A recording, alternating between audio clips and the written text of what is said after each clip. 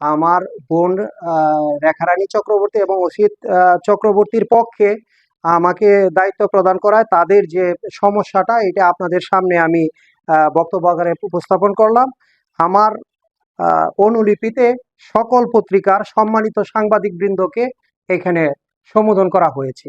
যাই হোক, এটা হলো এই আমার বোন ভগ্নিপতি অসিত চক্রবর্তী এবং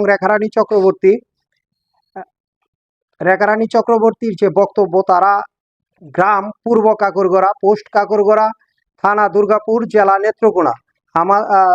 তাদের জ্যেষ্ঠ পুত্র সন্তান অন্তু চক্রবর্তী তথাকথিত দুই সন্তানের দুই সন্তানের জননী জৈনক মিতু আক্তার, পিতা মোহাম্মদ বাচ্চু শেখ, মাতা হুসাম্মদ শুকুর জান, সাং কৃষ্ণনগর, পোস্ট রতনদিয়া, ৭৭/২২ কোড নম্বর, থানা কালুখালী, জেলা রাজবাড়ী। এর সহিত টিকটকার হিসেবে হিন্দু মহিলা হিসেবে পরিচয় দিয়ে আমার ছেলের সহিত পরিচিত হয়। পরিচয়ের পর তাদের মধ্যে প্রেম ভালোবাসা করিয়া তাহারা আমাদের সম্পূর্ণ অনবগতিতে ঢাকার সাভারের অন্তর্গত অজ্ঞাত স্থানে একসাথে বসবাস করে। বিবাহ বহির্ভূত উক্ত মিতু আক্তার স্বামী সন্তান রেখে আমার ছেলের সাথে অবৈধভাবে বসবাস করে। পরবর্তীতে 1 বছর পূর্বে উক্ত মিতু আক্তার দুই সন্তানের জননী ও স্বামী বিদ্যমান রহিয়াছে বিষয়টি আমার ছেলে অন্তু চক্রবর্তী জানিতে পারিয়া আমার বাড়িতে চলে আসে। তারপর বিগত 2-3 মাস পূর্বে উক্ত মিতু আক্তার স্থানীয় কিছু কুচক্রী লোকের সহযোগিতায় আমাদের বাড়ি কাকরগড়া আসিলে স্থানীয় নেতৃবৃন্দ ও গণ্যমান্য ব্যক্তিবর্গের মধ্যস্থতায় আমার ছেলেকে সাথে নিয়ে গাজীপুরের শ্রীপুরের নয়নপুর নামক স্থানে পুনরায় একসাথে বসবাসের উদ্দেশ্যে চলিয়া যায়। ইতিমধ্যে গত 2 সপ্তাহ পূর্বে আমার ছেলে মিতু আক্তারের নিকট হইতে নিখোঁজ হইলে আমি খবর পাইয়া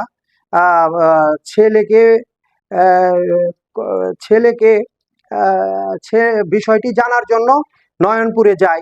তখন আমাকে এই মিতু আক্তার চাপ দেয় আমার ছেলেকে বের করে দেওয়ার জন্য।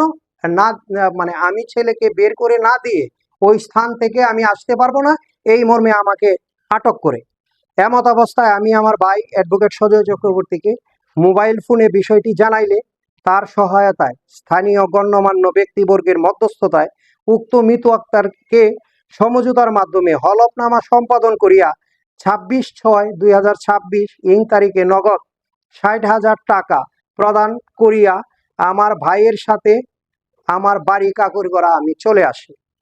পরদিন অর্থাৎ বিগত 27/6/26 তারিখ বিশেষ প্রয়োজনে আমার বসতঘরে তালাবদ্ধ করিয়া আমি আমার স্বামী সহ আমার মেয়ের বাড়ি চলিয়া যাই।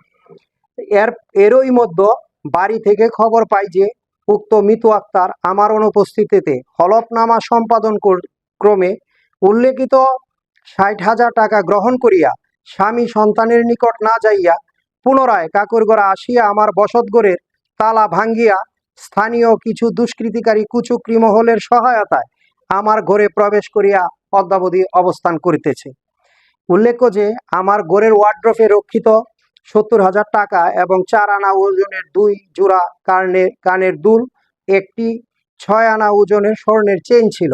তাহা ছাড়াও ঘরের ভিতর অন্যান্য গুরুত্বপূর্ণ জিনিসাদি রহিয়াছে। উক্ত মিতু আক্তার স্থানীয় লোকজনের নিকট প্রচার করিয়া বেড়াইতেছে যে তাহাকে 10 লক্ষ টাকা দিলে সে তাহার স্বামীর সংসারে পুনরায় ফিরিয়া যাবে, না হলে আমার ছেলেকে আমার বাহির করিয়া এনে দিতে হবে, অন্যথায় আমার বসতঘর ছাড়িয়া যাইবে না। আমি সংশ্লিষ্ট দুর্গাপুর থানার অফিসার ইনচার্জ বরাবর বিষয়টি জানিয়ে অভিযোগ দায়ের করেছি। আমি আপনাদের মাধ্যমে সহযোগিতা চাই। টিকটকার উক্ত মিতু আক্তার আমাদের দুর্বলতার সুযোগ নিয়ে আমরা সনাতন হিন্দু ধর্মাবলম্বী বিধায় স্থানীয় কিছু কুচক্রী মহলের সহযোগিতায় আমাদের বিটেচার করার ষড়যন্ত্রে লিপ্ত হয়েছে। এমত অবস্থায় আমরা অসহায় হিন্দু ধর্মাবলম্বী বিধায় মহান জাতীয় সংসদের মাননীয় ডেপুটি স্পিকার মহোদয়কে আপনাদের মাধ্যমে আমাদের বিষয়টি জানানো সহ আমাদের সার্বিক নিরাপত্তা ও সহযোগিতা কামনা করছি। আমরা আমাদের বসত বাড়িতে নিরাপদে বিশৃঙ্খলা মুক্তভাবে বসবাস করতে চাই এবং উল্লেখ্য যে আমার ছেলের অপকর্মের দায়, সে হিন্দু হয়ে মুসলমান ছেলের সাথে এইরকম মানে অনৈতিক কাজ করাতে ধর্ম বহির্ভূত, আজকে তাকে আমরা মানে আমরা এই স্বামী স্ত্রী দুইজনে মিলে আমরা ওই আমার ছেলেকে আমি আজকে ত্যায্য হিসেবে ঘোষণা করছি হলফনামার মাধ্যমে। আপনারা আমাদের বিষয়টি দেখে আমাদের এই মিতু আক্তারের এই আগ্রাসী আচরণ এবং আমাদেরকে বাড়ি ছাড়া করার ন্যায় বিচার আপনাদের সবার কাছে আমরা কামনা করছি।